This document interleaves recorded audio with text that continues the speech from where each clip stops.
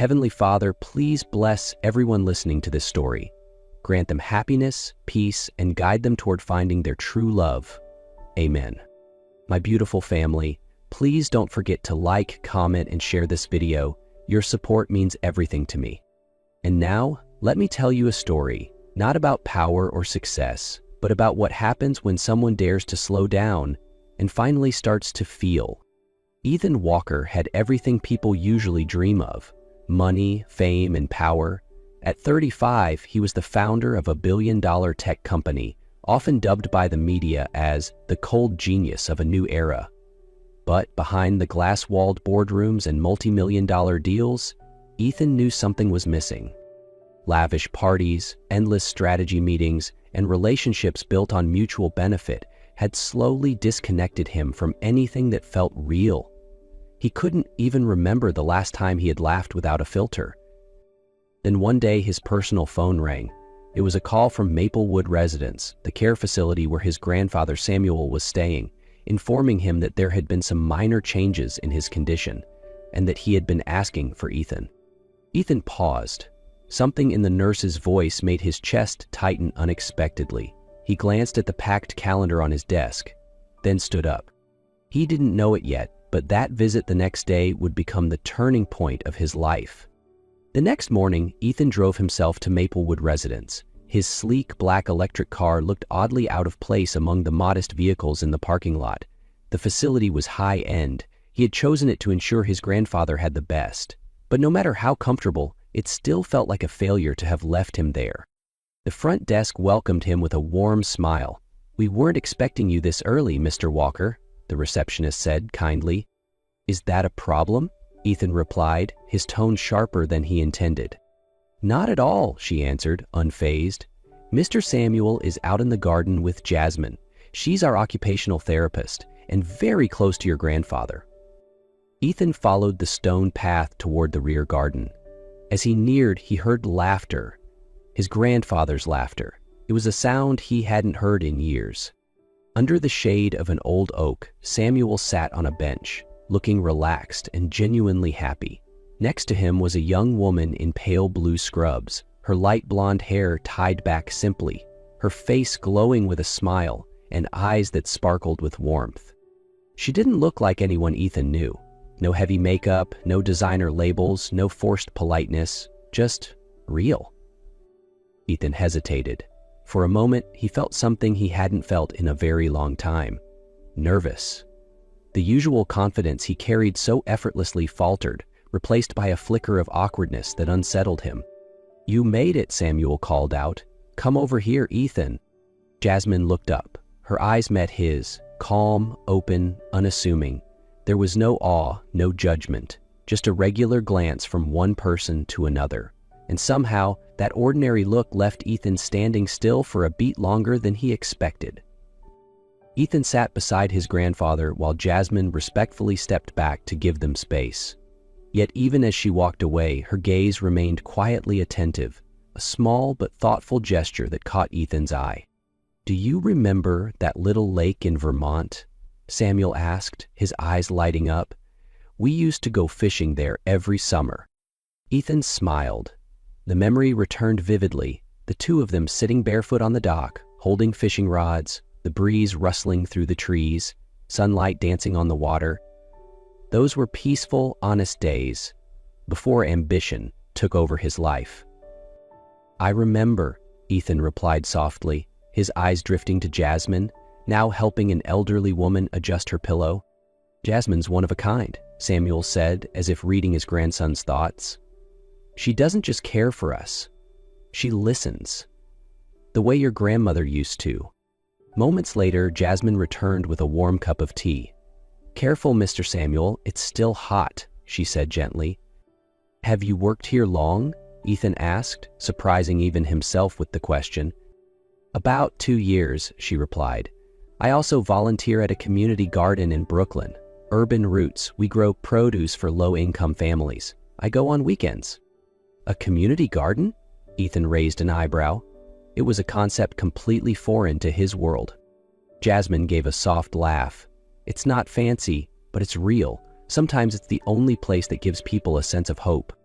That evening, back in his immaculate penthouse, Ethan opened his laptop, but instead of reviewing financial forecasts, he typed into the search bar, Urban Roots Garden, Brooklyn. Among the images, one made him pause. Jasmine, hands dirty with soil, smiling brightly beside a child. No makeup, no filters, just raw, authentic life. From that day on, Ethan began visiting Maplewood more often. He didn't say why, but both Samuel and Jasmine could sense it.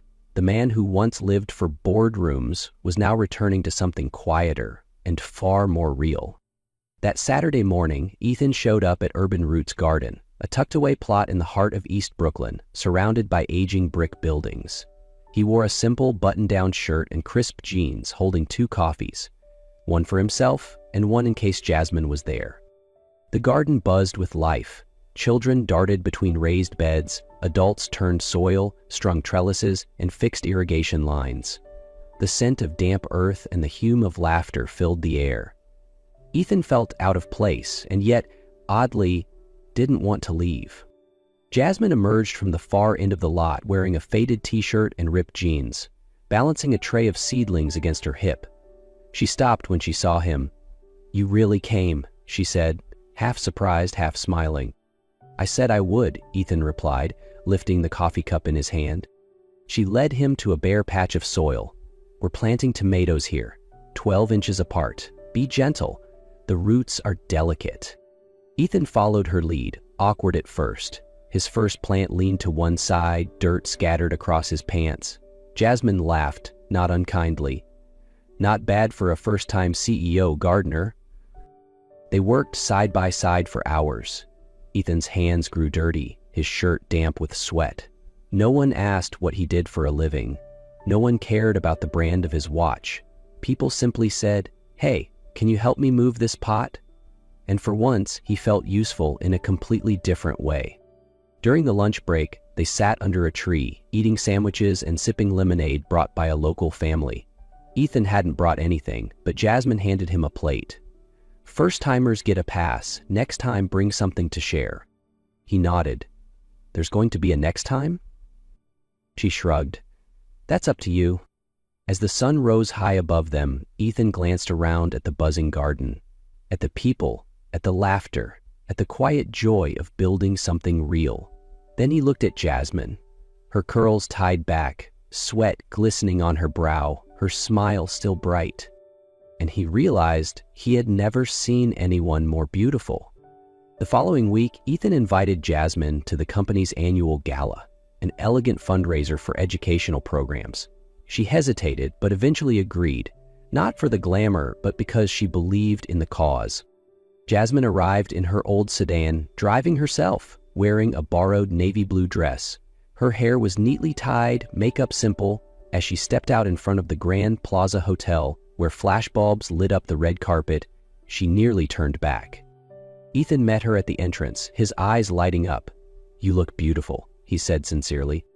"I feel out of place," she whispered. "No one here means more to me than you," he replied. They entered the grand ballroom, crystal chandeliers, classical music, guests gliding across the room in designer gowns and tuxedos. Jasmine stayed quiet, watching, her smile carefully composed as curious eyes fell on her. At the head table, Ethan introduced her to board members and colleagues. Among them was Rachel Adams, head of communications, and someone who had been close to Ethan for years. "Oh, and who might you be?" Rachel asked, her tone polite but cool. "A friend of Ethan's?" "I'm Jasmine," she replied. "I work at Maplewood Residence. I take care of Mr. Samuel." "I see." Rachel offered a smile that didn't reach her eyes. "How noble." Rachel hadn't said anything cruel, but Jasmine knew how to read between the lines. After dinner, when Ethan was pulled away to meet a senior official, Jasmine slipped outside to the terrace. The air was fresher, but her chest felt heavy. A few minutes later, Rachel joined her. "Just so you know," she said softly, "this world isn't easy. Someone like Ethan can't live on feelings alone." "Maybe you're right," Jasmine said calmly. She left early. Before going, she texted Ethan, "Thank you for the invitation. I had to leave early. Hope the evening goes well." Ethan returned to the table and saw the message. He called, no answer. The ballroom around him buzzed with music and chatter, but inside, everything had gone quiet. And for the first time in years, Ethan was afraid of losing something no amount of money could ever buy back. That night, Ethan couldn't sleep.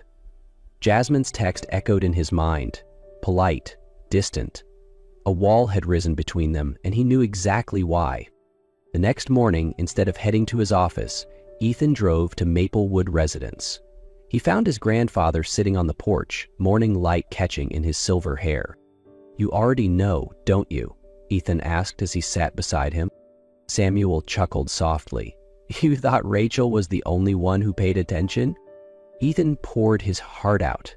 The gala, Jasmine's departure, the emptiness that followed. "I've lost something valuable. All because I kept clinging to a world I don't believe in anymore." Samuel squeezed his hand gently. "You've got two choices. Keep building an empire others admire, or build a life you're proud to live." Those words unlocked something in Ethan. That afternoon, he called for a special board meeting at NextLink. Standing before the very people who once praised him and now quietly questioned him, he didn't flinch. "I used to believe success was measured in numbers," he began, "but lately, I've realized that's only part of the story." He unveiled a bold restructuring plan, reorienting the company to invest in education, community healthcare, and sustainability projects. Some members looked stunned. Rachel objected immediately, claiming he was letting emotions dictate business. "If emotions help me see the people behind the numbers," Ethan replied steady, "then maybe, for the first time, I'm actually leading." He announced leadership changes, removing those no longer aligned with the company's renewed vision, including Rachel. That evening, Ethan knocked on Jasmine's door. She opened it, surprised. "What are you doing here?" she asked, her voice cool. "I'm here to ask for a chance, not just with you, but with my life." He told her about the meeting, his grandfather's advice, the new direction, and how he hadn't been able to stop thinking about her smile in that garden. "I don't want to change you," he said. "I want to change with you." Jasmine looked at him for a long moment. Then she smiled, a soft, trusting smile. "Then let's start there." 2 months later, Urban Roots Garden was alive with laughter and music during its annual summer festival. Ethan was no longer an outsider, his sleeves rolled up, helping pitch tents, carry water buckets, and prepare alongside everyone else. Jasmine was handing out lemonade to a group of kids when she saw Ethan walking toward her, a small box in his hand. He smiled, sunlight dancing in his eyes. "I've got something to ask you," he said, voice just a bit shaky. "Right now?" Jasmine laughed, wiping sweat from her brow. "I've got lemon juice all over me." "Perfect," Ethan said, "because I wouldn't want to ask you anywhere else." With friends, neighbors, and Samuel seated proudly beneath a canopy of ripe tomatoes, watching nearby, Ethan knelt down and opened the box. "Jasmine Lee," he began, voice full of feeling, "you've taught me that wealth isn't in bank accounts, but in what we grow, with our hearts, our time, and our love. I don't just want to stand beside you in this garden. I want to walk through life with you. Will you marry me?" Jasmine laughed through tears. "And what if I say no?" "Then I'll spend every season of my life planting flowers just to see you smile, and I won't stop until you say yes."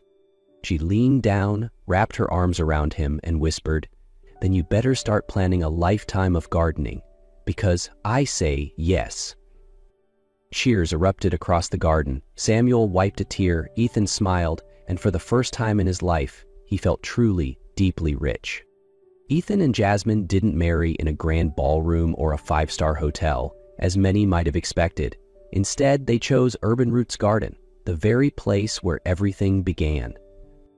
Under the golden glow of a late afternoon sun, surrounded by flowers and ripe tomato vines, they exchanged simple vows in front of family, friends, and the community. Jasmine wore a soft white dress, her hair flowing freely, holding a bouquet made from the very garden that brought them together. Ethan wore a crisp white shirt, no tie, holding her hand as if he never wanted to let go. Samuel walked the bride down the aisle, a moment that brought more than a few tears. "If your grandmother could see this," he whispered to Jasmine, "she'd be smiling all day." After the wedding, they moved into a small house near the garden, with a modest backyard for planting vegetables and a white wooden fence Jasmine had always dreamed of. Their married life wasn't luxurious, but it was full of laughter. Every morning, Ethan made coffee while Jasmine cooked breakfast. They tended the garden together, visited Samuel at Maplewood. In the evenings, they sat on the porch, sharing little stories, a resident's new joke, a child's first perfectly straight carrot. "We're really living, aren't we?" Ethan asked one night under the shade of the grapevines. "We are," Jasmine smiled, resting her head on his shoulder, "and every day feels like a gift." Then one spring morning, with mustard flowers blooming all around, Jasmine placed a small box on the breakfast table. Ethan opened it, a pregnancy test with 2 bright pink lines. He stared, speechless for a second, then laughed and grabbed her hands. "Are you sure?" he asked, almost afraid the dream was too perfect. "More sure than anything," she said, tears of joy shining in her eyes. Samuel, who had grown more frail but still sharp as ever, was the first they told. He held Jasmine for a long time, his frail hands gently smoothing her hair. "My grandchild is having a child," he whispered, eyes glistening. "Life comes full circle." When baby Ellie was born, a girl with her mother's brown eyes and her great-grandfather's dimples, the garden welcomed one more soul. On her first visit, Ethan carried her close, showing her the first tomato plants of the season, while Jasmine walked beside him, glowing. Samuel sat on his usual bench, sipping tea, watching them like he was witnessing an entire lifetime. From seedling, to tree, to bloom again. "We've grown the most important thing," Ethan said, looking at Jasmine and Ellie. "What's that?" Jasmine asked, sunlight resting gently on her shoulder. "A home," he replied, "and a love big enough to grow a whole garden." Samuel smiled quietly from his bench, a soft breeze brushing his face. As he sipped his tea and watched 3 generations rooted in the same soil, he whispered to himself, "This is the harvest I've waited my whole life for."